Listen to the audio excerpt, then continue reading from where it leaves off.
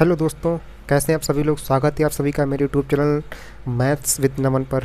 देखिए दोस्तों, आज हम स्टार्ट करने जा रहे हैं कक्षा 10 का गणित। ठीक है, तो हम आज थोड़ा बेसिक्स से स्टार्ट करेंगे। हम देखेंगे बेसिक्स क्या है। पहला चैप्टर देखेंगे वास्तविक संख्या, और उसके बाद हम अगली वीडियो में क्वेश्चंस करेंगे। तो हमारा चैप्टर है वास्तविक संख्या। देखिए, ये हमारा पहला चैप्टर है वास्तविक संख्या। तो हम पहले तो इसका बेसिक देखेंगे। ठीक है दोस्तों, डाल लेते हैं चैप्टर 1। ठीक है, ये हमारा चैप्टर 1 है वास्तविक संख्या। इसका हम पहले बेसिक देखेंगे क्या है, उसके बाद हम अगली वीडियो में क्वेश्चंस करेंगे। तो देखिए, जो वास्तविक संख्या है तो हम इसमें देखेंगे पहले कि संख्याएँ, जो संख्याएँ होती हैं, संख्याएँ क्या होती हैं, कितने प्रकार की होती हैं।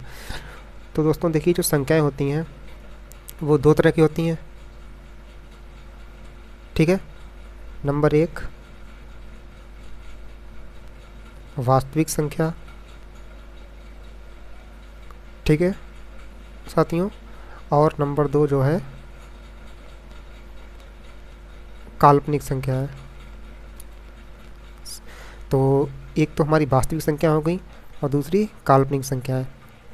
चलिए, तो देखिए, जो इसमें जो काल्पनिक संख्याएं हैं, काल्पनिक संख्या क्या है कि हमारे जो सिलेबस में है, जो 10th में, वो केवल वास्तविक संख्या है।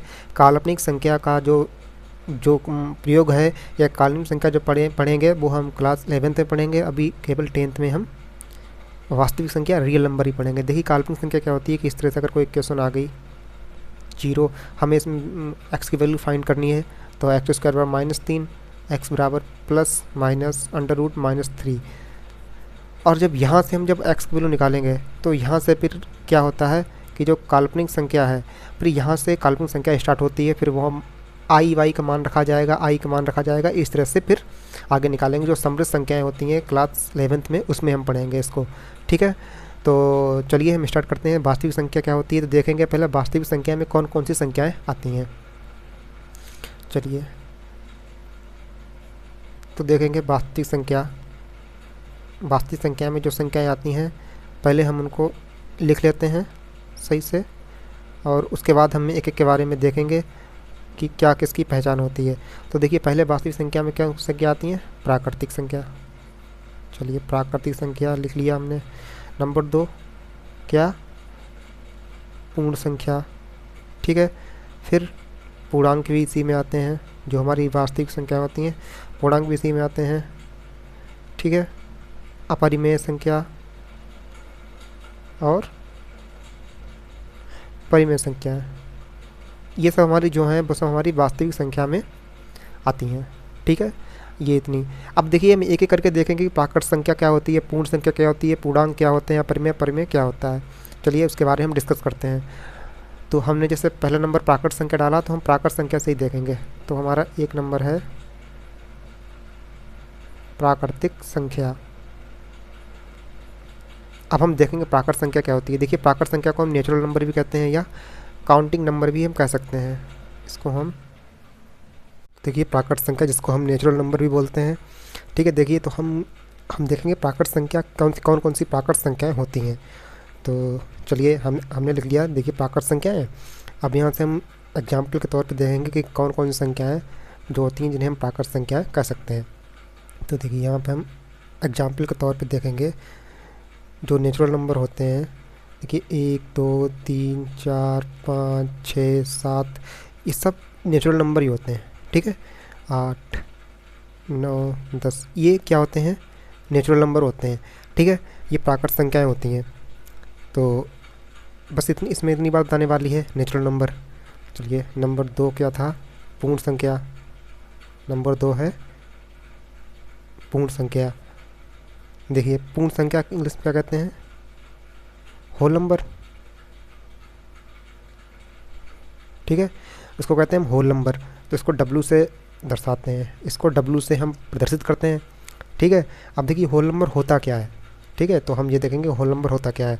तो होल नंबर, फॉर एग्जांपल, देखिए, होल नंबर क्या होता है कि जो भी नेचुरल संख्याएं दी होती हैं, जितनी भी नेचुरल संख्या, यानी कि ये नेचुरल संख्याएं दी हैं, केवल इनमें हम 0 और ऐड कर देंगे। ठीक है, तो अगर इसमें हम 0 कर देंगे तो क्या हमें होल नंबर प्राप्त हो जाएगा, मतलब 0,1,2,3,4,5 इस तरह से। ये हमारे क्या हो गए, पूर्ण संख्या होल नंबर। ठीक है, दो चीज़ें हमारी कंप्लीट हुई। आगे चलिए 3 नंबर देखते हैं। देखिए तीसरा क्या था, पूर्णांक, जिसे हम इंटीजर्स कहते हैं। ठीक है, इंटीजर, इसे जेड से प्रदर्शित करते हैं पूर्णांक को। पूर्णांक देखिए क्या होते हैं, 0, 1, 2, 3, 4, 5, 6 आगे तक। ऐसे इधर -1, -2, -3, -4 और -5। देखिए पूर्णांक जो होते हैं वो जो हमारी संख्या रेखा होती है उस पर जो संख्या होती हैं, कहने का मतलब ये है कि पूर्णांक माइनस में भी हो सकते हैं और प्लस में भी होते हैं। ठीक है, तो इसे ये हो गए हमारे पूर्णांक। आगे देखते हैं परिमेय संख्या। देखिए नेक्स्ट है परिमेय संख्या। परिमेय संख्या किसे कहते हैं, देखिए परिमेय संख्या क्या होता है कि जब दो वैल्यूज़ कोई p बटा q के रूप में होती हैं। ठीक है, जहाँ q जो है, ये जो q है वो 0 के बराबर ना हो तो हम उसे क्या कहते हैं, परिमेय संख्या कहते हैं। एक चीज़ और है, जो p व q है, यहाँ जो हमने जो जो दो वैल्यूज़ ली हैं p व q की, ये p एवं q, ठीक है, दोनों पूर्णांक होते हैं। ठीक है, पूर्णांक हमने बताया ये इंटीजर्स। ठीक है, ये पूर्णांक होते हैं। और पी क्यू का जो अगर एचसीएफ हम निकालेंगे, पी क्यू का एचसीएफ निकालेंगे तो वो 1 आना चाहिए। ठीक है, जैसे कि फॉर एग्जांपल यहाँ एग्जांपल तौर पे लिख सकते हैं 1/3। 1/3 क्या है, परिमेय संख्या, क्योंकि अगर इसका हम एचसीएफ निकालेंगे तो 1 आ जाएगा। 1/2 क्या है, परिमेय संख्या। ठीक है, जिन संख्याओं का हम p बटा q के रूप में लिख सकते हैं और p व q पूर्णांक को, देखिए पूर्णांक भी हैं, पूर्णांक में आते हैं, और इसका एचसीएफ भी कितना होगा, 1 होगा, तो ये परिमेय संख्या हो गई। नंबर 5 है अपरिमेय संख्या। अपरिमेय संख्या, देखिएगा अपरिमेय संख्या क्या होती है। अपरिमेय संख्या वो होती है कि जो संख्या परिमेय नहीं होती है वो अपरिमेय होती है। तो इसको भी हम देख लेते हैं कि जो देखिए जो अभाज्य संख्याएं होती हैं, अभाज्य संख्याएं जैसे 2, 3, 7, ठीक है, अभाज्य संख्या, ठीक है, अभाज्य संख्या विद रूट, जैसे 2 है इस पे रूट, 3 पे रूट, ठीक, 5 पे रूट, 9 पे रूट, ये हमारी क्या हो गई, अपरिमेय संख्या हो गई। एक और हम यहाँ लिख लेते हैं, जैसे 1.001, 0001, ये इस तरह से, ये भी क्या है, अपरिमेय। ठीक है, ये हमारी परिमेय अपरिमेय की बात हो गई। आगे हम देखते हैं कि यूक्लिड विभाजन प्रमेय क्या है। देखिए यूक्लिड विभाजन प्रमेय, जिस प्रमेय से इस जो एक्सरसाइज है हमारी, जिस पे सवाल बेस्ड है, जिस प्रमेय से हम वही प्रमेय देखेंगे, यूक्लिड विभाजन प्रमेय। यूक्लिड विभाजन प्रमेय किसे कहते हैं, तो देखिए क्या होता है कि अगर हमारे पास दो वैल्यूज़ हैं, एक बी, और ए का मान बी से बड़ा है, ए बी से बड़ा है। ठीक है, हमारे पास दो वैल्यूज़ दिए ए बी, ए का मान बी से बड़ा है, तो हम इसको इस तरह लिखेंगे, ए बराबर ये जो हमारे पास बी दिया बी क्यू प्लस आर। देखिए जहाँ ये क्यू है, क्यू क्या है, भागफल। ठीक है, जो क्यू है वो है भागफल और जो आर है वो शेषफल।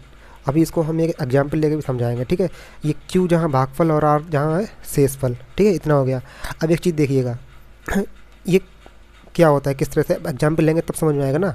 तो मान लीजिए एक संख्या 5 है, एक संख्या 2 है, यहाँ 5 2 से बड़ा है, तो हम 2 को 5 से भाग करेंगे, 2 को हमने 5 से भाग कर दिया। देखिए इसी तरह एक सवाल आगे एक्सरसाइज में देखेंगे तब सही समझ बिल्कुल आ जाएगा। यहाँ हम थोड़ा समझा देते हैं। तो 2 को 5 से भाग दिया तो कितना आया, 1।